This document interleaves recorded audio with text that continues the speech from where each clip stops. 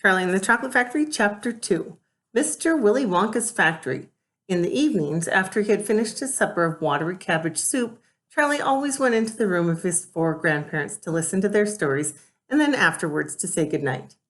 Every one of these old people was over 90.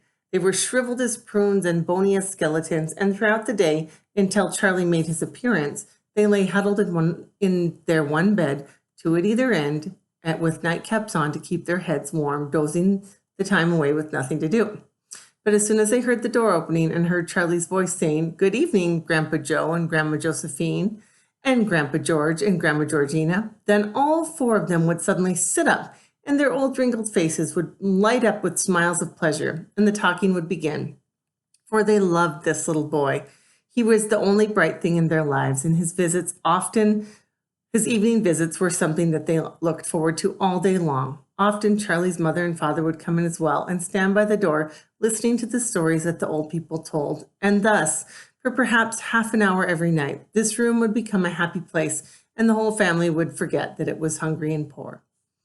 One evening, when Charlie went to see his grandparents, he said to them, "Is it really true that Wonka's chocolate factory is the biggest in the world?" "True?" cried all 4 of them at once. "Of course it's true. Good heavens, didn't you know that? It's about 50 times as big as any other. And is Mr. Willy Wonka really the cleverest chocolate maker in the whole world?" "My dear boy," said Grandpa George, raising himself up a little higher on his pillow, "Mr. Willy Wonka is the most amazing, the most fantastic, the most extraordinary chocolate maker the world has ever seen. I thought everybody knew that." "I knew he was famous, Grandpa Joe. I knew he was clever." "Clever," cried the old man. "He's more than that. He's a magician with the chocolate. He can make anything he wants. Isn't that a fact, my dears?" The other 3 old people nodded their heads slowly up and down and said, "Absolutely true, just as true as can be." And Grandpa Joe said, "You mean to say I've never told you about Mr. Willy Wonka and his factory?" "Never," answered little Charlie. "Good heavens above, I don't know what's the matter with me."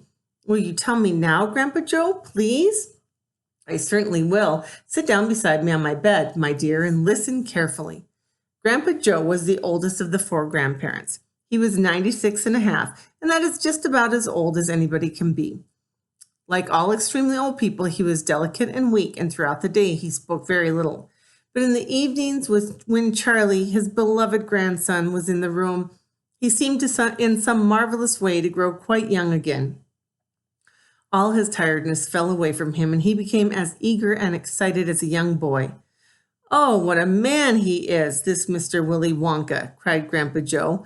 "Did you know, for example, that he has himself invented more than 200 new kinds of candy bars, each with a different center, each far sweeter and creamier and more delicious than anything the other chocolate factories could make?"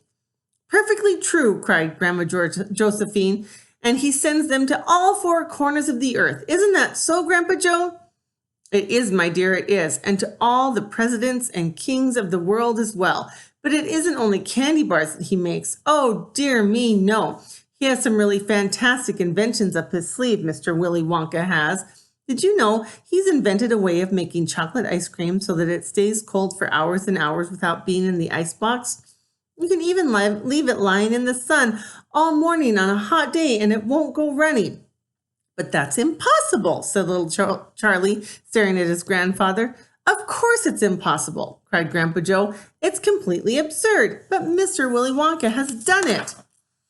"Quite right," the others said, nodding their heads. "Mr. Wonka has done it. And then again," Grandpa Joe went on, speaking very slowly now, so that Charlie wouldn't miss a word, "Mr. Willy Wonka can make marshmallows that taste of violets and rich caramels that change color every 10 seconds as you suck them, and little feathery sweets that melt away deliciously the moment you put them between your lips.